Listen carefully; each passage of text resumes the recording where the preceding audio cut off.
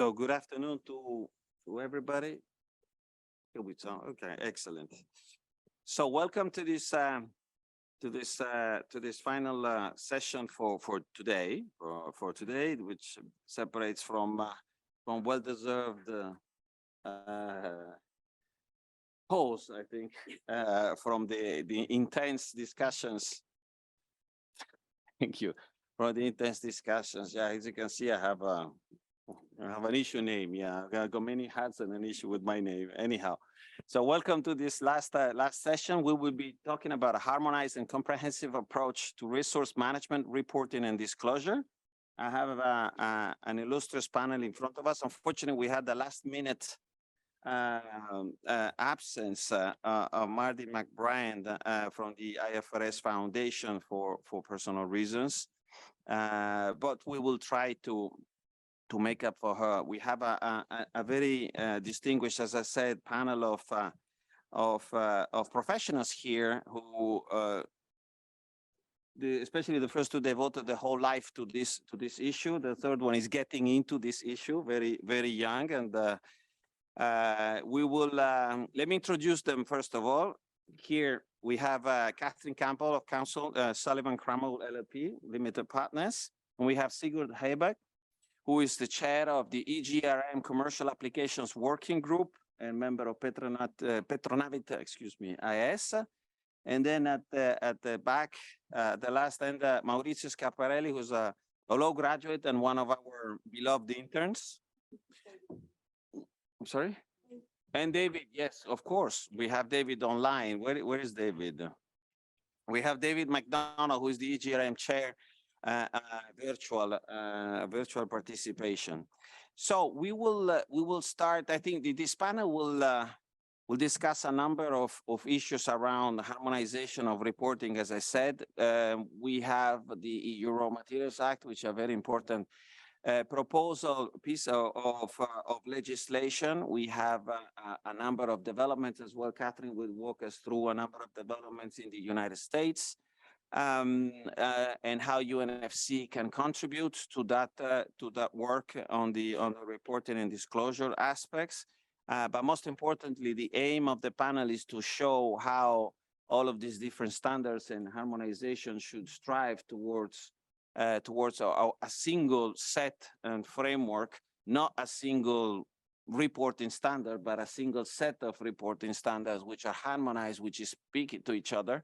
Because obviously reporting standards fulfill different objectives and respond to different criteria and different expectations from the receiving end of those standards. So the idea here is not to have a one global standard for everything, but it's actually to have a set of standards that speak to each other, that are harmonized and that are intelligible between each other, and that they respond to most importantly, that they respond to the requirements of the different stakeholders. So having said that, Chair, if you agree, we should go with the intervention, virtual intervention of David MacDonald, and then we'll follow up here back in Geneva. So please.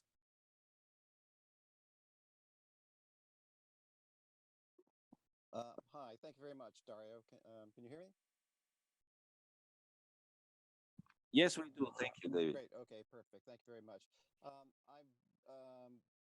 very sorry that I couldn't be there in person this week. I've been getting updates from Charlotte and others about the progress of the meetings, and it does sound like things are progressing well, and it's a great set. So I'm very sorry that I haven't been able to be there, but I am happy that Sigurd invited me to come in and say a few words to kick off this session on harmonized approaches to resource management and reporting.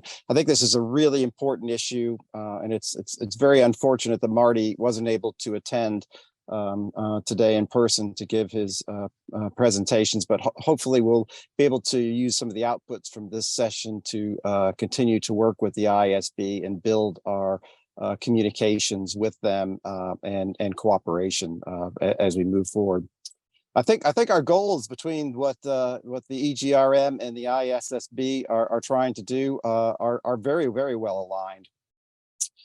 You know, for the past decades, the EGRM has been working to develop a set of tools that will allow us to comprehensively and consistently report not just volumes of reserves and resources, but also to report the total impacts of projects on various developments in society as a result of those projects. With the development of the United Nations Resource Management System, we have a tool now that can be used to look at issues such as environmental impacts, social impacts, including things like number of jobs, impacts on the community of an individual projects.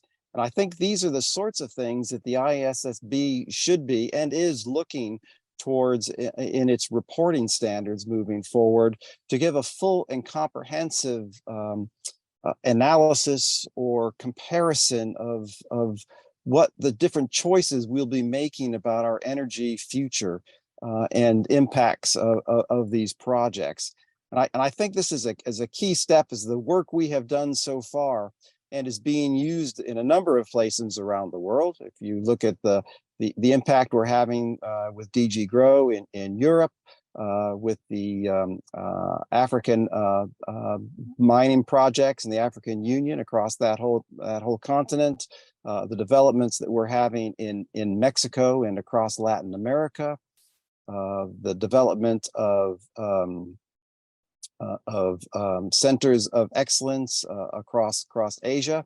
I think there's great use and pickup of the United Nations Framework Classification and Resource Management System already, and comfort and familiarity with its use that would be of great benefit to the ISSB going forward. And I believe we can work as partners on this to further enhance what we're doing, and to, as I said, to gain some of these goals that we're looking to achieve. I think the United Nations input into this, I think, has great power, because, of course, we bring with us the ideas of consistency, of clarity, of transparency in the work we do. And I think these are all elements of reporting that are going to be of particular importance going forward as we look at this types of sustainability reporting going forward. And so I'm very excited to hear the speakers in this session and some of the ideas they may have about how we continue to develop these ideas forward. So I'd like to stop here and pass back over to Dario for our next speaker. Thank you very much. Thank you, David. And we all miss you here, by the way. Let me give the floor now to Kathryn. Kathryn, please. Thank you.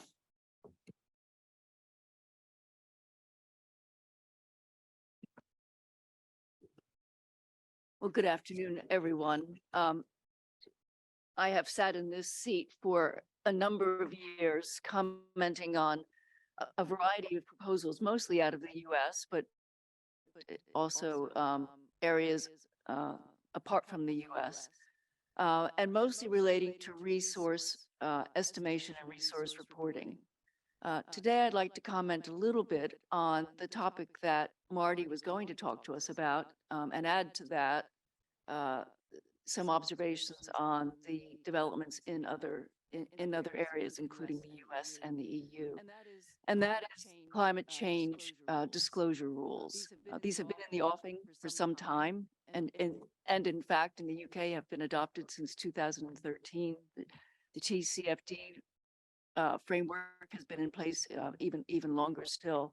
So these are not new topics, but they are getting increased momentum, and quite seriously increased momentum.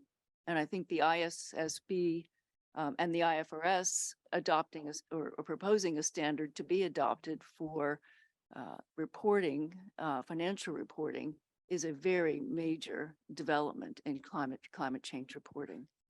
So I think it's important, before we move on and look at specifics, let's hope I can make this work, to actually reflect on what are the objectives of climate change disclosure. Is it disclosure for the sake of disclosure? Well, of course not. It must be disclosure for an objective that benefits different parties, not just one party. So the first, I think, objective of the disclosure rules is to provide, as David was saying, consistent, comparable, and transparent data. And data to be used primarily by investors.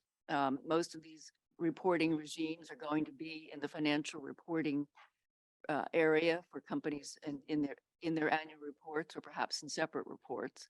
So primarily focused on investors so that they can make informed investment decisions, or banks can make informed lending decisions based on where companies are going with their transition plans, and based on how companies are being affected by changes in climate and what they are doing to address that.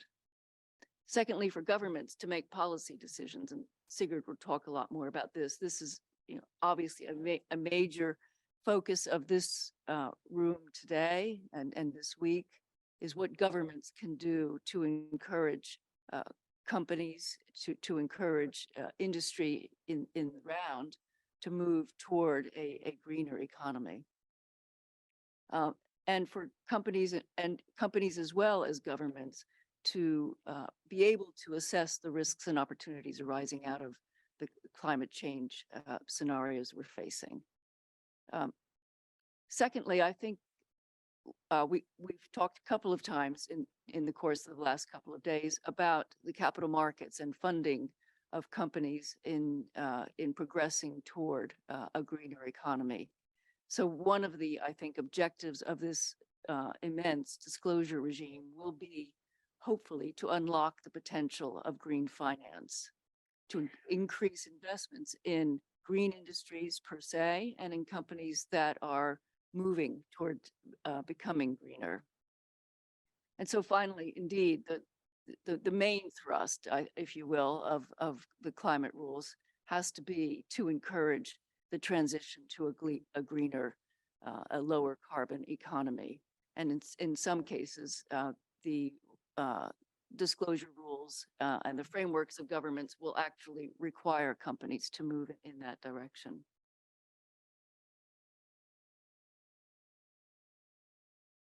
Now, these proposed rules do bring a very great many challenges for companies who will have to comply with them.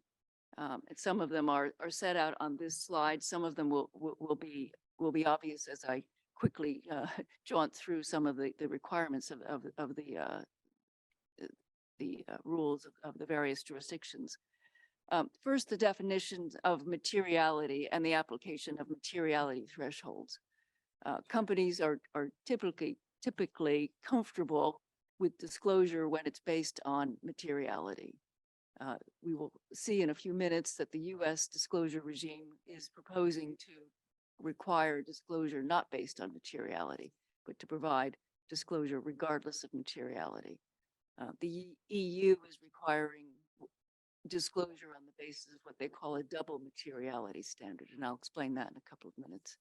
So materiality is really a fundamental question here, and materiality is probably fundamentally one of the reasons the SEC rules still haven't been adopted and are still in their pending stage. The second big issue is scope 3 emissions. I think everyone in this room will understand what I mean when I say that.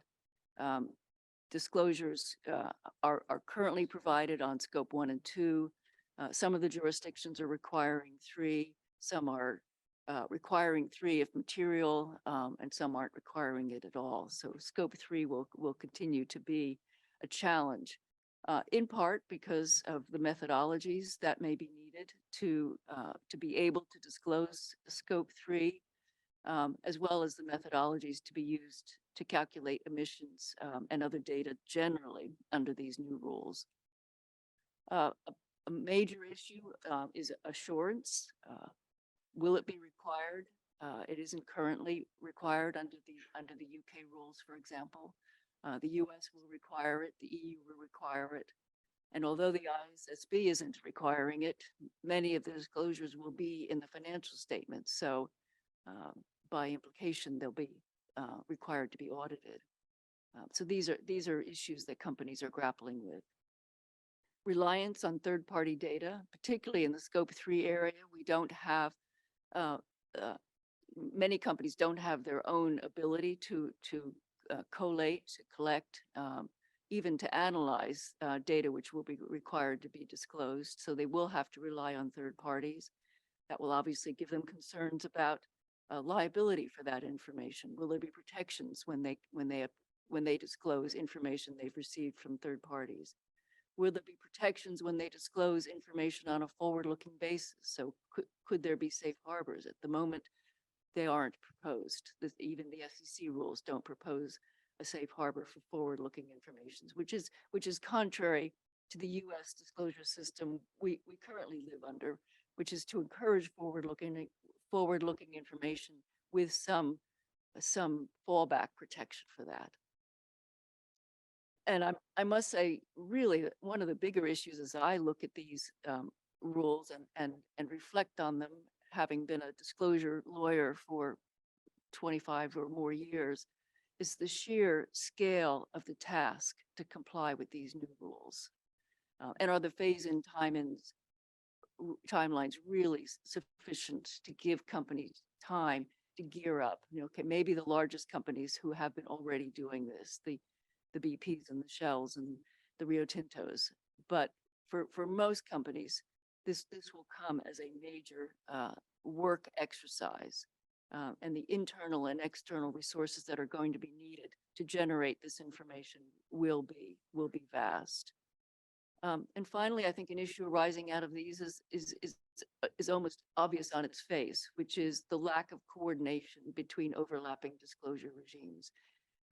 We will see as I go quickly through this. We now have proposed climate-related disclosure rules from the SEC, from the EU. We have them in place already from the UK and now the ISSB. In addition, we've had the frameworks that have already been in place and that companies are using for climate-related disclosure. So the TCFD, as I mentioned, the SASB framework, and so on and so on. I mean, that's just the tip of the iceberg. I think we called for some years ago all these bodies to get together and come up with a single global standard, and they've done really just the opposite because most of these are recently proposed. So taking the SEC rules in the first instance, these were proposed in 2022. The SEC has, and US companies have been required to disclose climate-related impacts on their business, but pursuant to a set of a principle-based disclosure and based on a guideline that was issued in 2010. With the Biden administration came a very strong push to put climate change at the top of the agenda, and really at the behest of many investors and many parties around the country to disclose a more prescriptive-based regime, which they did, and which are still pending. So some of the key provisions include scope 1, scope 2, and if material, scope 3 GHG emissions, and to disclose them on a gross basis as well as intensity levels of GHG. Secondly, to disclose, and these are, obviously come with the 600 pages of detail in the SEC's proposed release, and I don't for a moment plan to go into all of the details. Happy to talk afterwards if people want more information. Disclosure of climate-related risks and their impact on the company. Potential disclosure of transition plans. Interestingly, the SEC is not requiring companies to disclose their transition plans. Unless the company has disclosed it already or has adopted a set of targets for a transition to lower carbon. Most controversially is the requirement for disclosure in the financial statements of various metrics relating to cash flow, impact on assets and balance sheets, and an impact on the income statement. with information required to be included in the notes to the financial statements, which would, of course, mean that this information would need to be audited by the auditors. And therefore included in the financial statements when they are published. And for U.S. companies, that means published within a month and a half of the year end, which is rather quick. And finally, to disclose information regarding to the risk management processes that are in place, either at board level, or if there's a committee of the board, or if management has a specific process in place for managing climate risk.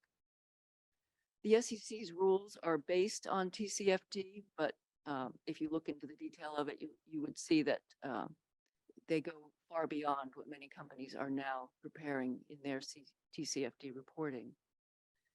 The timing of these rules remains uncertain. They've recently announced a delay. We think the reasons are for concerns around the definitions of materiality and questions about scope 3 emissions. It's widely expected that even if they are adopted in the near term, that they will be challenged in court. So my own view, and it is a personal own view, is that we may not see these adopted much before the next election. I'll go more quickly over the next two. The EU Corporate Sustainability Directive has already entered into force and will be phased in from the beginning of next year. The disclosures will be required to cover a range of topics, not just climate change. The specifics of the disclosures are still in the draft phase. They will be known as the European Sustainability Reporting Standards, and they are being developed as we speak. Some have been announced already in the climate arena. So in the climate area, a company would be required to disclose scope 1, 2, and 3 emissions, information on climate-related targets and material risks and opportunities, information on the energy consumption and mix that the company is subject to.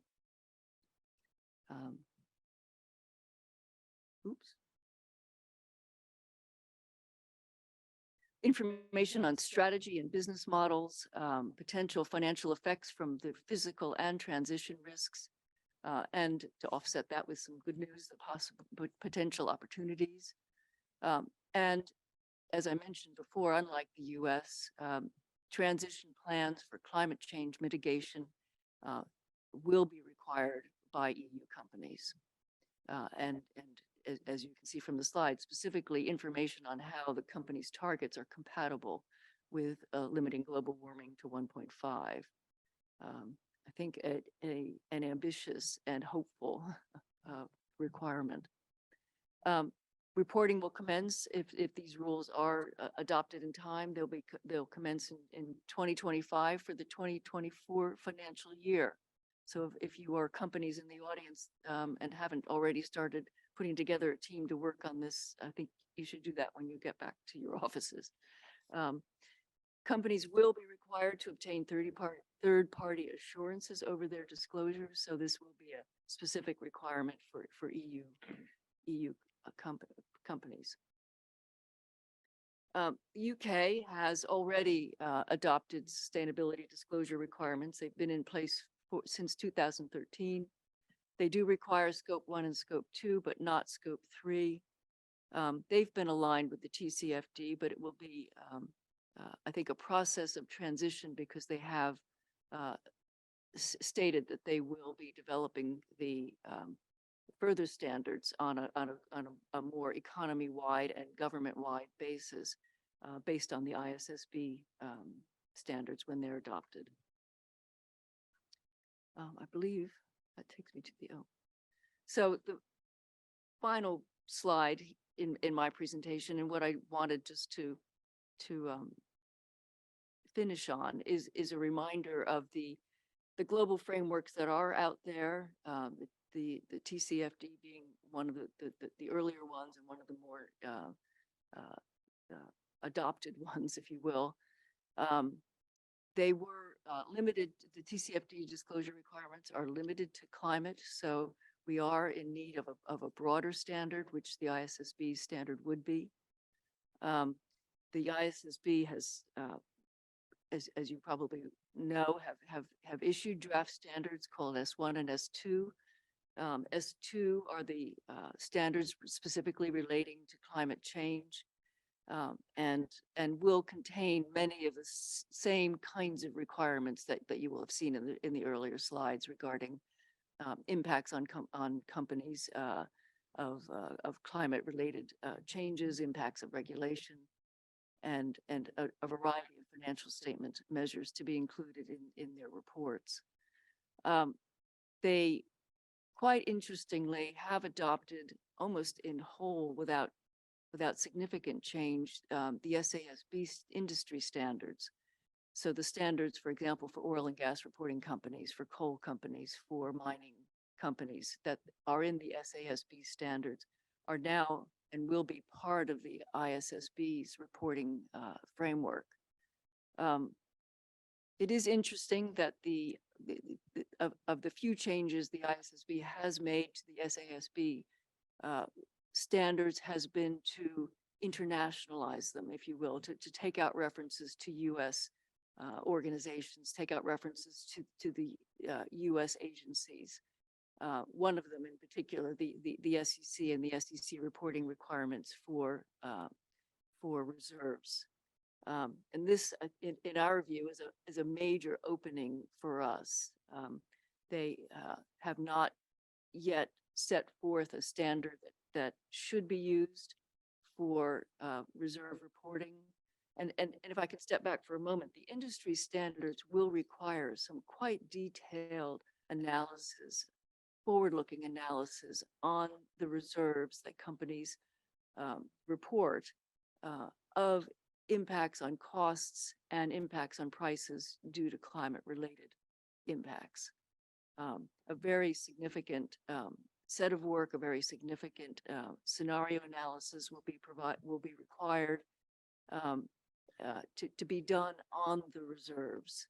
Now, the reserves, there isn't an ISSB or an IFRS framework for reserve reporting. And so historically they have deferred to other reporting standards. Here, I think, is an opening for the UNFC. And we have talked to the ISSB about this. We intend to talk to the SASB about this. And I know Sigurd will will provide more information, but I think we're on the cusp, I think, of a very good possibility for application of the UNFC in financial reporting for the first time. Thank you. Thank you, Kathryn, and thank you for this very thorough and comprehensive analysis of the existing and planned reporting standards, as well as the gaps, especially between them, and the role that the UNFC could play in bridging those and filling those gaps and bridging those standards and helping create a more harmonized system. Before I move to Sigurd for the conclusions about this very exciting and very complicated theme, I would like to give the floor to Maurizio for a detailed and legalistic perspective on the Euro Materials Act and the role of UNFC is being required to play in that space. Thank you, Maurizio. The floor is yours. Thank you very much, Dario, and good afternoon, everyone. And a big thank you also to the expert group on resource management for giving me this great opportunity to address you all today. We have had some insightful discussions and dialogues, and a little bit to complement what Kathryn was saying, my main point of analysis and the presentation I'll bring to you today will concern the United Nations Framework Classification for Resources in the Critical Raw Materials Act, on which there has already been a few presentations, but it is an important example of the regional requirements that this new proposed legislation has provided, highlighting especially the substantial ties and connection with UNFC, seen from this legal and regulatory perspective. So the EU Critical Raw Material Act has strongly underlined the importance of redesigning the supply chain in the European Union, setting out fundamental targets for the production, for the refinement, and for the recycling of raw materials. The crucial aspect is where UNFC comes in this legislation, but more importantly, how it's been enclosed and how it's been presented by the European Commission, and highlighting the important aspects of transparency and communication of this fundamental tool. So the mandatory provisions, as you can see, a very general statement here that the EU Critical Raw Materials Act is binding in the entirety of all EU member states, so they do not need to create any type of national legislation in order to bring this legal act into force. These are not only in the mandatory aspects of the text, but are also in the recitals. The recitals are the initial part of this act before the mandatory aspects. And they are fundamental because even though they're not so strict legal in a mandatory sense, they do provide an important and fundamental guidance and provide interpretation guidance and value for shaping and addressing, let's say, the objectives of a regulation. In fact, the European Court of Justice has clarified that if any contentious issues surge between the EU Commission and the member states, or between the member states, then there is a need to look at these recitals. And why am I saying this? Because the recitals, as you can see, underline a very important aspect for UNFC in this act, recognizing it as a fundamental international standard to be used. It is also important, although in my opinion, to take into account that UNFC is not the only international standard to be used and to be mentioned by the EU Critical Raw Materials Act. For example, this proposal by the Commission also builds upon the EU Principles for Sustainable Raw Materials, which aim to align member states' understanding of extraction and processing. Therefore, in my opinion, there has to be also a cautious, let's say, attentive approach when considering the way forward for UNFC and taking into account, let's say, the legal and regulatory architecture that is behind this.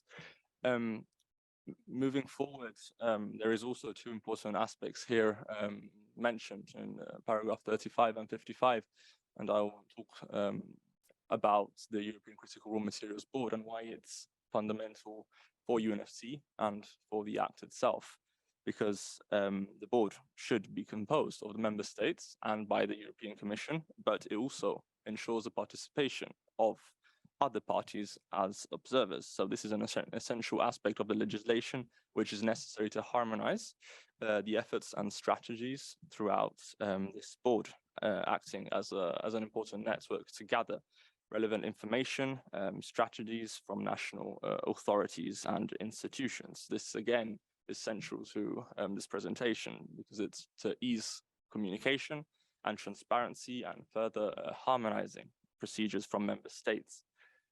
Strategic projects, as you have heard in the last days, are a core aspect of the EU Critical Raw Material Act.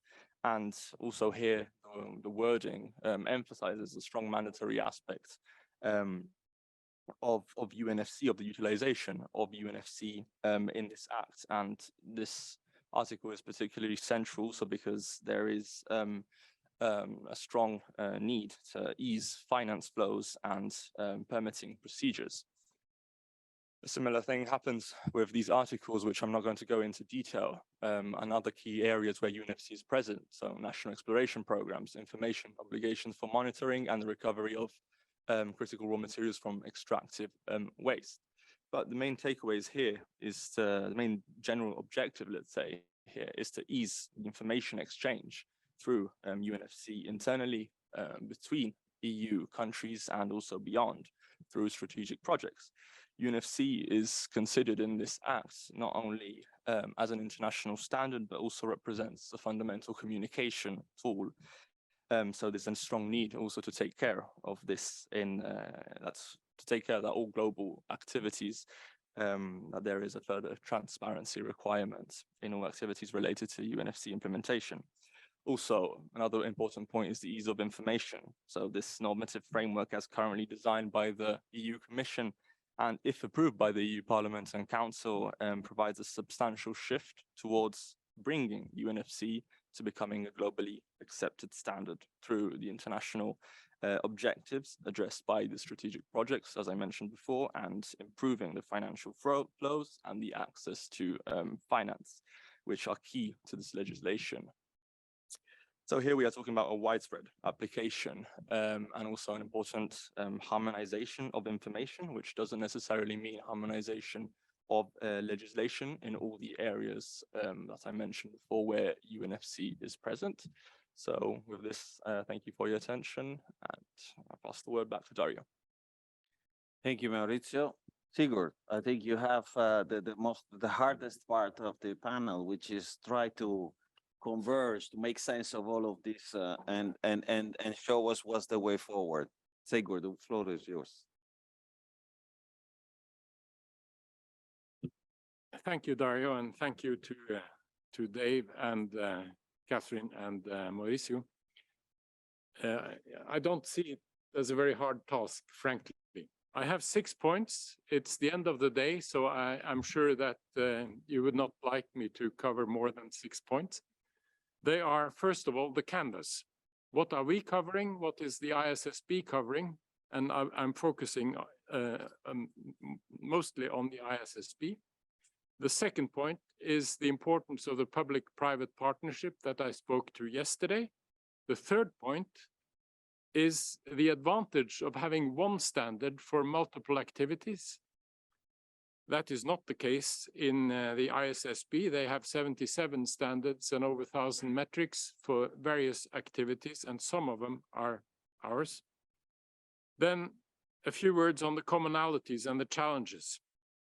And finally, a conclusion that the close cooperation on standards is required. Now, let me go through in a bit more detail. The canvas, the UNFC, UNRMS, they address a set of activities, as you have seen throughout the week. It is renewable energy, it is oil and gas, it's minerals, uranium, water, injection projects, anthropogenic resources, primarily. The ISSB is covering, as I said, many more. So we are just a subset of what they cover, and we must respect that. The reason why the financial reporting standards are important to us, and when us, I mean really the resource management community. They are important in themselves, of course, in order to inform investors of the opportunities and risks embedded in climate change and regulatory change for investors. So this is their focus. For resource management, we are seeing a much broader interest. It is a matter of establishing the right framework conditions under which industry can deploy their best capabilities in manners that the capital market can finance. So that is the game I think we are playing. And all three parties, governments, industry, and capital allocators, are much more dependent on each other than we like to think, and that they have been in the past. They need to work together. They need to respect each other's possibilities and limitations, and they need to change. We are going into a period of change, and they need to change together. For that reason, they need to use the same language, the same standards. And from our point of view, that is the UNFC.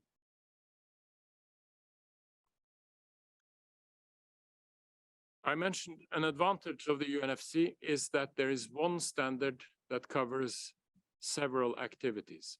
The ISSB has individual standards for these activities. They may not be consistent in a sense, in an overall sense. I think that is an advantage that the UNFC can offer.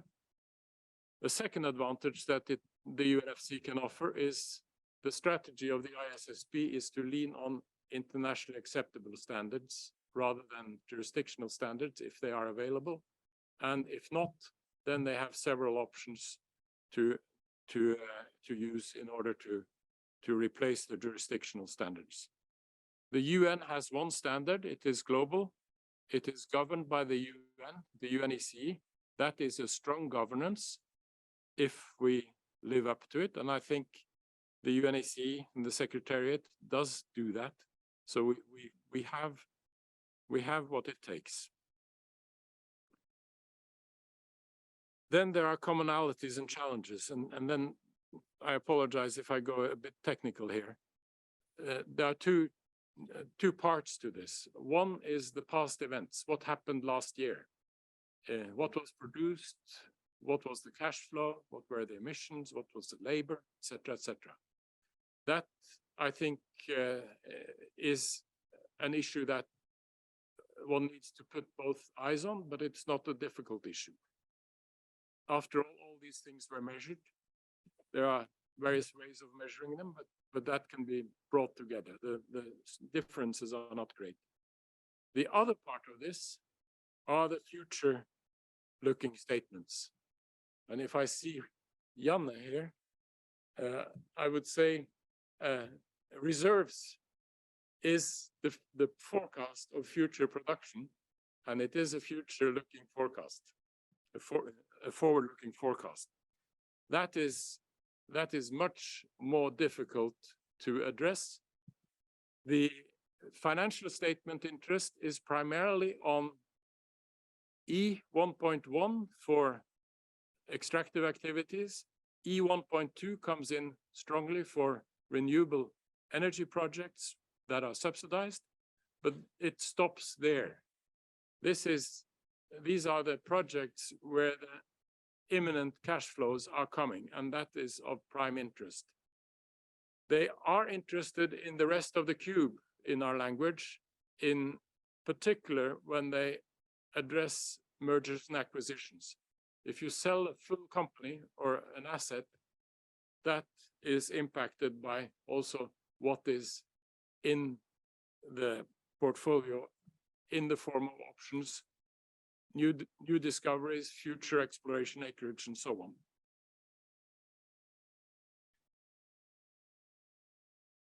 Then there is another set of activities that I think is a challenge both for the financial reporting community and for us.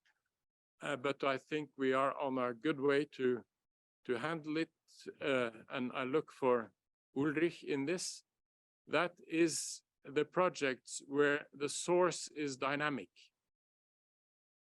For extractive activities, the source is static. It's the rocks in place, basically. For anthropogenic resources, for renewable energy resources, the source is dynamic, and it's a different set of issues to consider, as we heard in the last panel. And as Kathryn said, in order to assess the opportunities and risks related to climate change and regulatory change, the ISSB is asking for scenario analysis.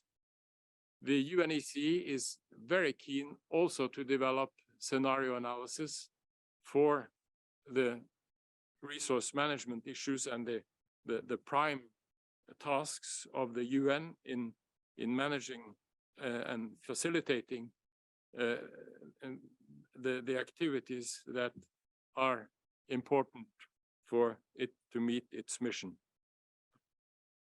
So my last point, the sixth point, is of course the need for a close cooperation. And if Mardi had been here, that would have been great.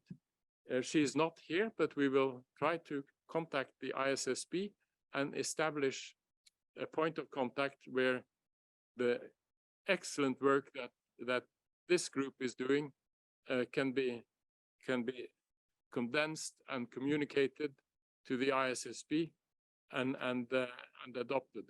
And the reason why this is so vitally important is that if the regulators, the financial regulators, ask for numbers that are not coherent with what is required for resource management, we will see the entities focusing on what they have to deliver for their financial reports, meaning that they are not going to provide numbers to governments that are particularly relevant for their resource management. So to have the same standard is necessary for us, the governments, those who set the framework conditions, to have the information required to set them intelligently and efficiently.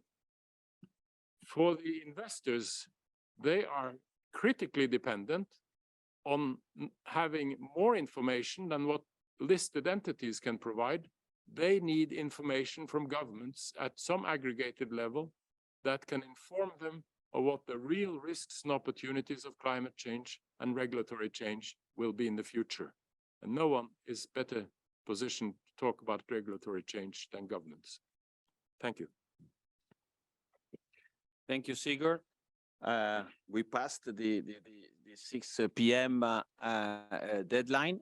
So before I leave the floor back to the Madam Chair, I want to thank as well the interpreters for giving us a little bit of leeway and then doing the work that UNFC is trying to do on the harmonization of reporting standards. Madam Chair, the floor is yours. Thank you all and thank you the panelists for their thorough and very detailed analysis of the reporting standards. I hope it was informative and educational as it was for me.